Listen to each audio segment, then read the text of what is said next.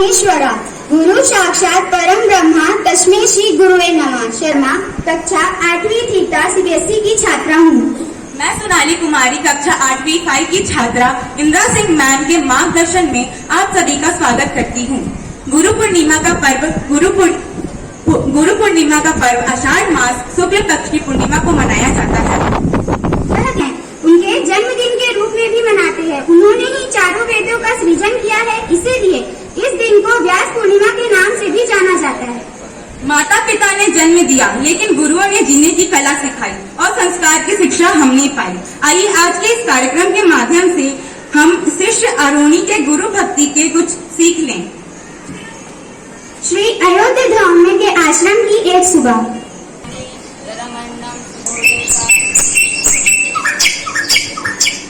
पृथ्व्यां त्रीणि रत्नानि जलमन्नं सुभाषितं मूढे पाषाणखण्डेषु रत्नसंज्ञा विधीयते।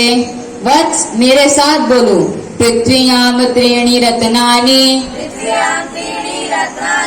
जलमन्नं सुभाषितं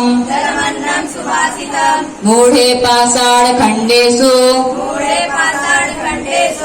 रत्नसंज्ञा विधीयते। तभी वहाँ आरोही हाँफते हुए आता है। उठो वत्स आरोही, क्या हुआ? क्या अनर्थ हो गया? जब मैं पुष्प वाटिका में पुष्प तोड़ने जा रहा था, तब मुझे कहीं से जल बहने की आवाज सुनाई। फिर उसके आगे जो धान का खेत है, जहाँ बीजों को बोया गया है, खेत सींचने को जो पानी भरा गया है, वहाँ क्या रोनी, वहाँ क्या? वहाँ पानी मेड़ तोड़कर बाहर आ गया है। हमें इसका जल्दी ही कोई उपाय सोचना पड़ेगा, नहीं तो आश्रम वासियों को बहुत बड़ा संकट झेलना पड़ेगा। गुरुदेव, पर हमने तो पहले ही वहाँ पत्थरों का बांध बना दिया था। पर बढ़ता जल को ज्यादा देर तक नहीं रोक पाएगा। वत्स आरोही, तुम जाओ वहाँ पे और हमारे आते तक वहाँ पे उस प्रवाह, जल के प्रवाह को रोकने की कोशिश करो। जो आज्ञा गुरुदेव।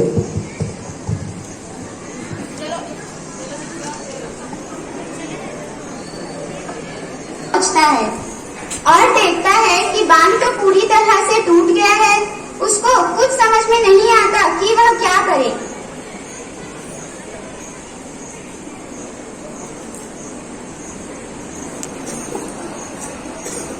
उसे अब सिर्फ एक ही उपाय सूझता है। आरोही मेड़ के सामने लेट गया और जल का प्रवाह आरोही के शरीर से होते हुए सुचारू रूप से पुनः खेत की तरफ होने लगा। बहुत देर ठंडी पानी में लेटने की वजह से आरोही का शरीर सुन पड़ गया। आरोही रात भर गुरुजी के आने का इंतजार करता रहा, पर गुरुजी नहीं आए। आश्रम का दृश्य। अगली सुबह आश्रम में। गुरुदेव, खुश रहो बालक, खुश रहो। वत्स आरोही कहाँ है? गुरुजी, कल आपने ही तो उसे जल का प्रवाह रोकने के लिए भेजा था। हे भगवान, वत्स आरोही अभी तक नहीं आया। ये तो अनर्थ हो गया। चलो चलो उसे ढूंढते हैं। गुरुदेव सभी शिष्यों के साथ खेत में पहुंचते हैं। आरोही, आरोही, कहाँ हो तुम आरोही? गुरुदेव, ये रहा आरोही। आरोही को इस अवस्था में देखकर गुरुजी को बहुत दुख हुआ। उन्होंने उसे उठाया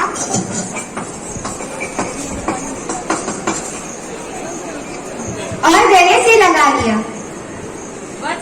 वत्स आरोही, तुम पूरी रात इस जल के प्रवाह को रोकने के लिए ऐसे लेटे रहे। तुम्हें कुछ हो जाता तो?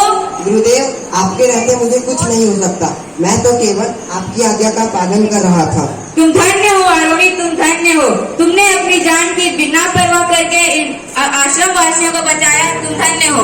मांगो, तुम्हें क्या वरदान मांगना है? गुरुदेव, अगर आप मुझसे प्रसन्न हैं, तो मुझे ज्ञान का वरदान दीजिए। ठीक है वत्स आरोही, आज से तुम दुनिया के परम ज्ञानी होगे। तुम्हारी कीर्तियां हर जगह फैलेंगी। तथास्तु।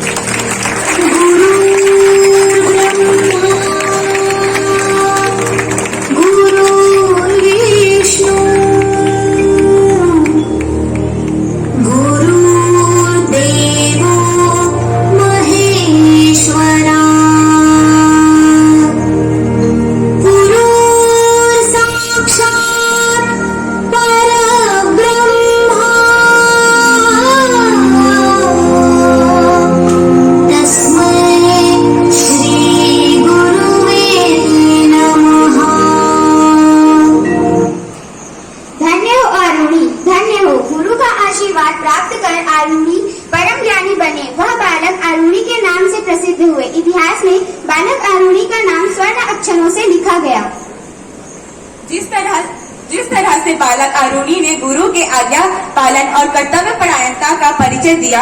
हमें भी अपने गुरु की आज्ञा का पालन करना चाहिए एवं उनका सदैव सम्मान करना चाहिए। धन्यवाद।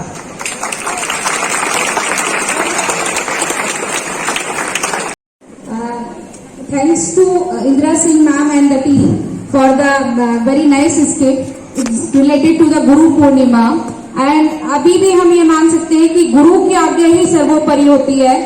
आप सभी को अपने टीचर्स को उतना ही सम्मान और उतना ही रिस्पेक्ट देना चाहिए जैसा कि पुराने जमाने में दिया जाता था।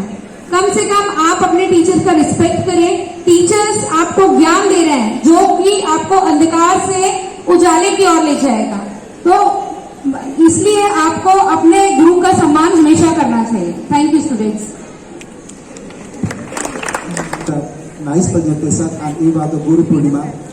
आप सभी को जैसा कि विदित है, कल गुरु पूर्णिमा का समारोह मौसम खराब होने की वजह से हम स्थगित कर दिए थे और आज भी मौसम कुछ साथ नहीं दे रहा था, लेकिन अंत में स्थिति बनी कि कक्षा 9 से कक्षा क्लास 12 के स्टूडेंट के लिए हम इस कार्यक्रम को आयोजित कर सके।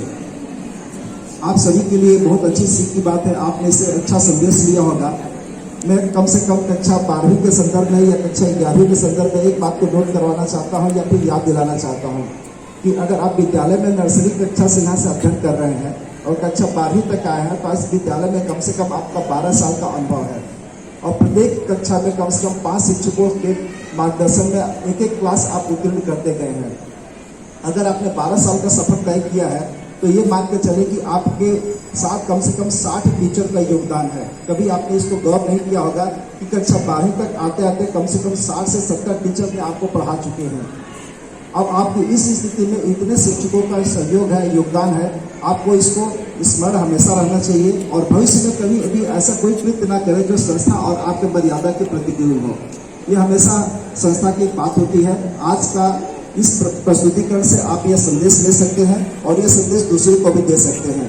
क्योंकि यह कार्यक्रम हमको कल ही कर लेना चाहिए था, लेकिन संदेश कभी भी है, वो संदेश एक तरह से सुरक्षित संदेश है और उसका एक अस्तित्व है जो हमेशा वर्तमान में भी और भविष्य में भी एक समान रहता है और मैं उम्मीद करता हूं कि इससे एक अच्छा वातावरण भी सृजन होगा। इसलिए कक्षा 12वीं के छात्रों की ज्यादा बढ़ती भूमिका है कि आप इस विद्यालय के वरिष्ठ और सीनियर मोस्ट छात्र हैं। अगर आप में किसी प्रकार की बौद्धिक परिवर्तन होती है, किसी प्रकार की नैतिक उन्नति होती है तो ये संस्था के लिए काफी गौरव की बात होगी है। अतः मैं चाहूंगा कि जितने भी छात्र आज इस संदेश के लिए हैं, इस संदेश को न सिर्फ देखे समझे बल्कि इसको जीवन में भी आत्मसात करें। गुरु के लिए आप इससे अच्छा और कोई भी गिफ्ट नहीं दे सकते। जैसा मैंने कल आपसे प्रत्याशा किया था, ईमानदारी हो, सोच में आपका हमेशा सहयोगात्मक भावना हो और शिक्षकों के अनुदेशों निर्देशों का आप भली भाली पालन करें, क्योंकि वो ही आपके सही चाहते हैं और आपको चाहते हैं कि आप सदैव एक प्रगति के मार्ग पर प्रशस्त होते जाएं। अतः पुनः मैं इंदिरा मैम को धन्यवाद देना चाहता हूं, उनके टीम मेंबर्स को धन्यवाद देना चाहता हूं कि इन्होंने कल के इस कार्यक्रम को आज सुसंगत बनाया। धन्यवाद।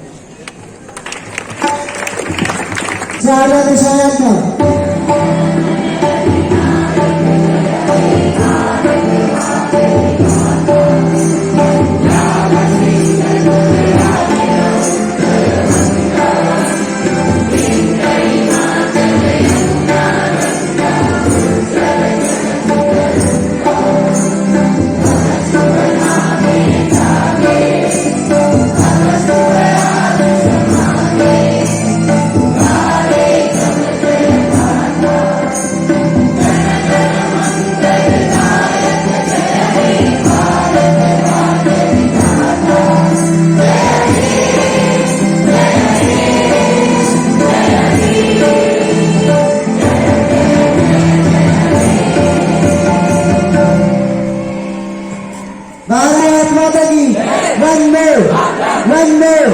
जय जय जय सर सैनी डिपार्टमेंट